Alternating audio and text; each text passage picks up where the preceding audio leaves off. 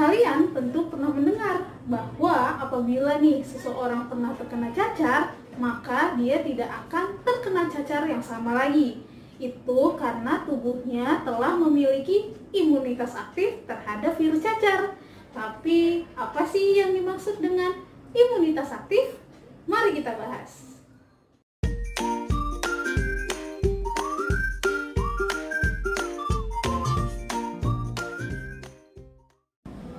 Adik-adik, bertemu lagi bersama Kak Deborah. Seperti biasa, bersama Kak Deborah kita akan belajar biologi. Hari ini kita akan membahas mengenai imunitas aktif. Pertama-tama kan harus tahu dulu nih definisi dari imunitas aktif. Jadi, imunitas aktif adalah kemampuan tubuh dalam melindungi diri terhadap infeksi antigen. Kalian masih ingatkah apa yang dimaksud dengan antigen? Sebelumnya kakak sudah pernah bahas nih yang dimaksud dengan antigen pada video sebelumnya. Kalau kalian belum nonton, kalian bisa tonton di sini ya. Jadi, antigen adalah benda asing yang dapat memicu respon imunitas atau pertahanan tubuh kita.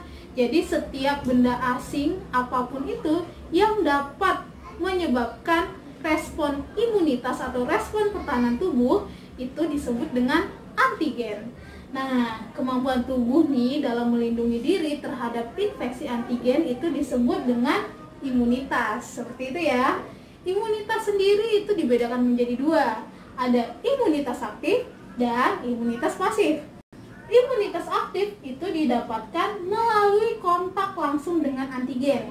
Jadi, kalau imunitas aktif itu didapatkan ketika seseorang pernah terpapar atau pernah terinfeksi suatu antigen.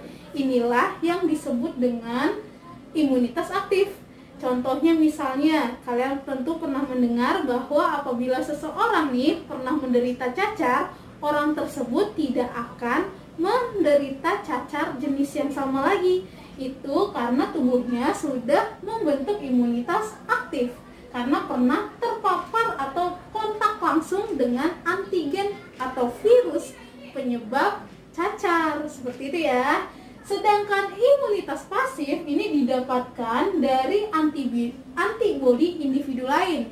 Jadi imunitas ini didapatkan melalui perpindahan antibodi dari makhluk hidup atau organisme lain. Contohnya misalnya nih, pemberian ASI. Di ASI itu ada antibodi, berarti si bayi ini mendapatkan antibodi yang berasal dari ibunya.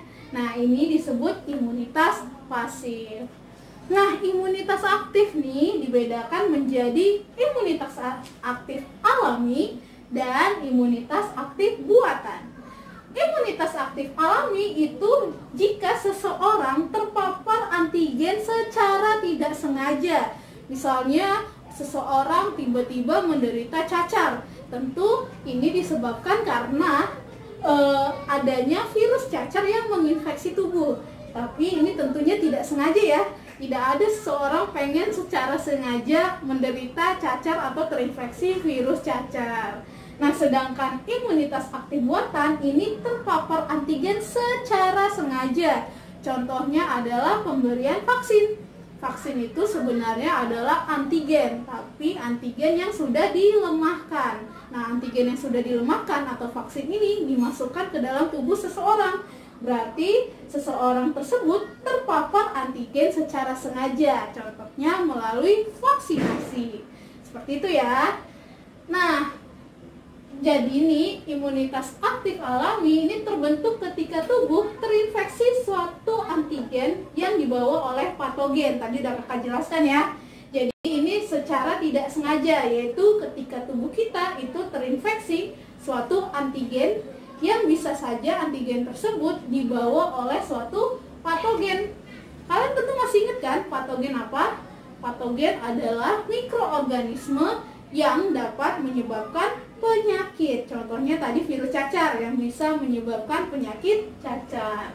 Nah, imunitas aktif buatan terbentuknya ketika melakukan vaksinasi. Tadi udah kakak jelaskan ya. Vaksin adalah patogen yang telah dilemahkan atau bagian dari tubuh patogen yang dimasukkan ke dalam tubuh seseorang. Tapi kenapa ya vaksinasi itu dibutuhkan?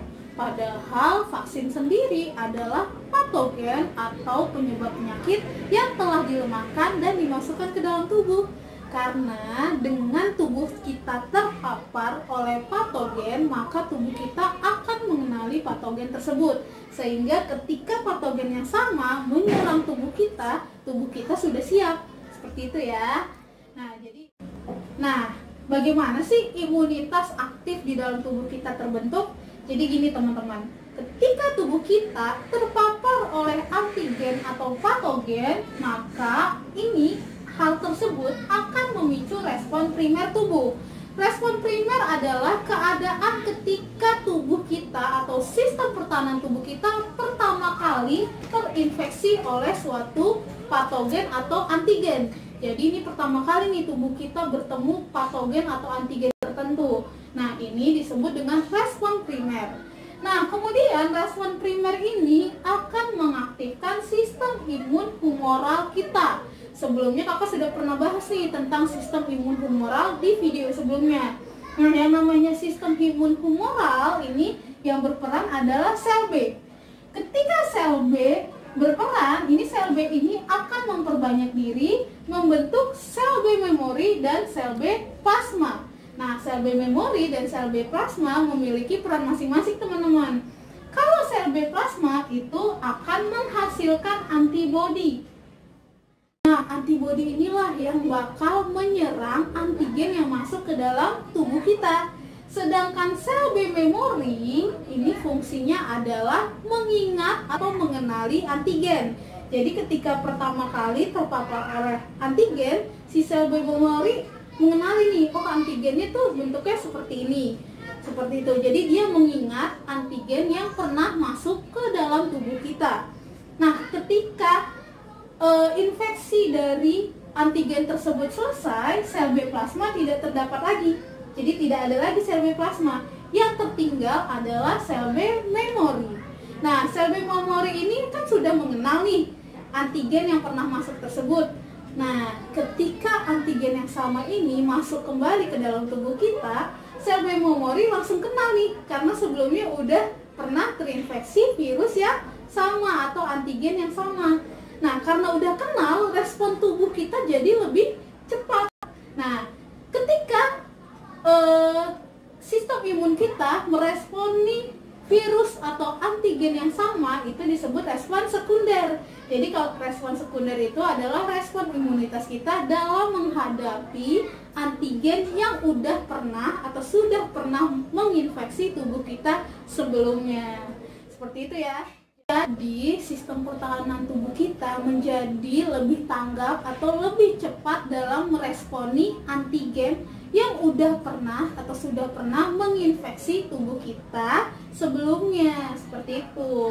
Nah, ketika si sel B memori ini udah kenal nih, tiba-tiba kan datang nih antigen yang sama, dia udah mengenali, oh ini antigen yang pernah datang nih. Nah, akhirnya dia akan berproliferasi atau memperbanyak diri, membentuk sel B plasma dan sel B memori lagi. Kayak gitu. Nah, sel B plasma ini sama akan membentuk antibodi untuk menyerang antigen tersebut, dan sel B memori fungsinya adalah untuk mengingat antigen yang pernah masuk ke dalam tubuh kita. Seperti itu ya. Berarti kalau udah paham nih, kenapa sih seseorang yang pernah cacar tidak akan atau jarang sekali bisa terkena cacar jenis yang sama lagi. Inilah alasannya, karena tubuhnya sudah membentuk sel B memori yang sudah mengenali virus cacar. Seperti itu ya adik-adik. Nah, itu tadi pembahasan kita mengenai imunitas aktif. Semoga bisa membantu kalian semakin paham ya mengenai imunitas aktif. Selanjutnya kakak akan membahas mengenai imunitas pasif. Jadi supaya kalian tidak ketinggalan videonya, kalian subscribe dan tekan lonceng. Nah, sampai jumpa di video selanjutnya ya. Dadah!